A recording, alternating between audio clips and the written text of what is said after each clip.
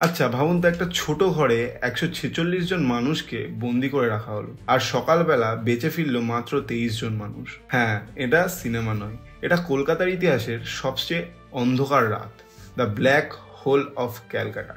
১৮৫৬ সালের জুন মাস, নবাব সিরাজউদ্দৌলার সেনা ব্রিটিশদের থেকে কলকাতা দখল করে নেয়। ফোর্ট উইলিয়াম, যেটা ছিল ব্রিটিশদের প্রধান ঘাঁটি, সেটা দখল করার পর বন্দি করা হয় শতাধিক সেনা ও সাধারণ মানুষকে। তাদের পুরনো ফোর্টের একটা ১৮ ফুট বাই ১৪ ফুট আয়তনের একটা ছোট্ট ঘরে বন্দি করে রাখা হয়, কারণ নবাব সিরাজউদ্দৌলা চেয়েছিলেন ব্রিটিশদের অগ্রসর বন্দি করতে। ব্রিটিশরা ফোর্ট উইলিয়ামের ভেতরে গোপন অস্ত্র জমাচ্ছিল, আর ফোর্ট উইলিয়ামের আশেপাশে নতুন নতুন দুর্গ তৈরি করছিল, যেটা নবাবের শাসনের অধীন ছিল। তাই নবাব যখন কলকাতা দখল করে, বন্দি করে নেয় সমস্ত অফিসার এবং নাগরিকদের।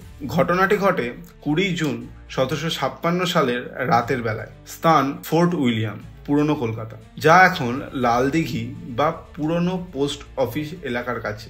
সারা রাত গরমে তৃষ্ণায় মানুষ একের পর এক মারা যেতে থাকে। সকালবেলা উঠে দেখা যায় ১৪৬ জনের মধ্যে ১২৩ জন মারা গেছে। এই ঘটনার প্রধান বেঁচে থাকার ব্যক্তি ছিলেন জন জেফানিয়ান হলোওয়েল, যিনি পরে এটার বিবরণ তার বইতে লেখেন, the genuine narrative of black hole of Calcutta. তার লেখাতে জানা যায় বন্দিরা কিভাবে বাঁচার জন্য কাকুতি মিনতি করেছিল, কিন্তু শোনার জন্য কেউ ছিল না। এই ঘটনার বিবরণ শুনে ইংল্যান্ডে একরকম বিক্ষোভ শুরু হয়, যেটা পরে পলাশির যুদ্ধে একটা রিভেঞ্জ জাস্টিফিকেশন হিসেবে কাজ করে। অর্থাৎ এই ঘটনায় ছিল বাংলার ব্রিটিশ শাসনের স্থায়ী প্রতিষ্ঠার মূল অজুহাত। ঐতিহাসিকদের মধ্যে আজও বিতর্ক আছে হলোওয়েল সেই বইতে কতটা সত্যতা লিখেছিল, কিন্তু ভারতীয় ইতিহাসবিদরা বলছে হয়তো সেখানে সংজ্ঞা কিছুটা বাড়িয়ে বলা হয়েছিল, যাতে ব্রিটিশরা রাজনৈতিক লাভ তুলতে পারে।